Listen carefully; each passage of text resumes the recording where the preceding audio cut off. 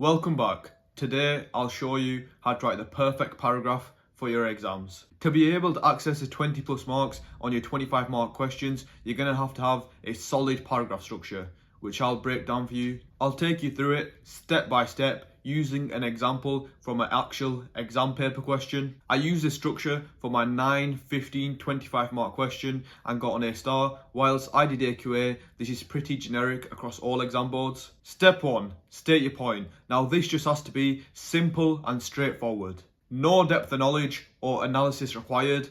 Just quite literally tell your examiner exactly what you're going to write about. The way I do this, and I think the best way, is just to reuse as many words as you can from the original question. Okay, so throughout the course of this video, we'll run through an example. So the question is, evaluate the view that technological change brings firms closer to perfect competition. So for this, my point would be, I disagree that technological change brings firms closer to perfect competition, as I believe it allows established firms to further increase their market power. What I've shown here, I've reused the exact words from the question and given my examiner a clear path through how my essay is going to run. So now for the rest of this paragraph, you can almost think of it like just trying to prove this point to the examiner. Step 2 is application.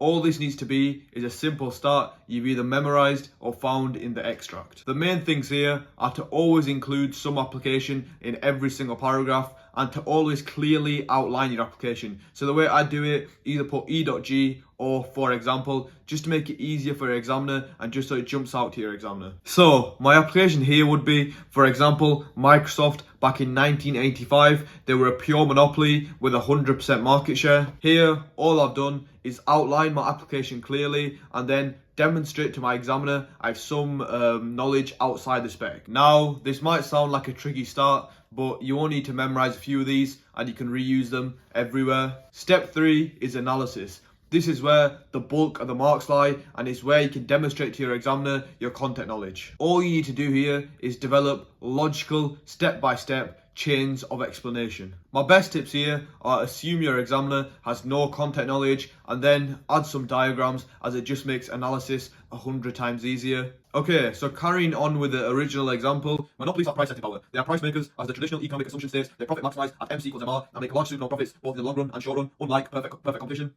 Technological change has led monopolies to further establish their monopoly power, as has let them set legal barriers to protect themselves from any new competitive firms entering the market, e.g. by setting patents, copyrights, trademarks. This further limits competition as it deters new potential firms from entering the market due to the risk of being sued. Technological change has also led monopolies to further expanding their economies of scale by investing into technical economies of scale, for example.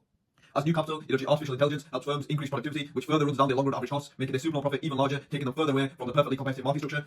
Firms in a perfectly competitive market could never justify such investment into capital, therefore could not experience the same decrease in long-run average costs. These lower costs and higher barriers to entry further limit competition and allow these incumbent firms to have greater monopoly power, leading them further away from the perfectly competitive market structure. Although you will have to excuse me for being a bit rusty, as I haven't done economics for nearly 8 months, this is an example of how to analyse. It's just ultimately backing up your original point you said in step 1, and then just demonstrating to your examiner your content knowledge. Don't worry if you're struggling with this. This is a skill that takes time to build, so all you need to do is continue practicing. Lastly, step 4, link back to the question. This is the simplest bit and more self-explanatory. All you need to do is use the same strat we used earlier, so just reuse the words from the question.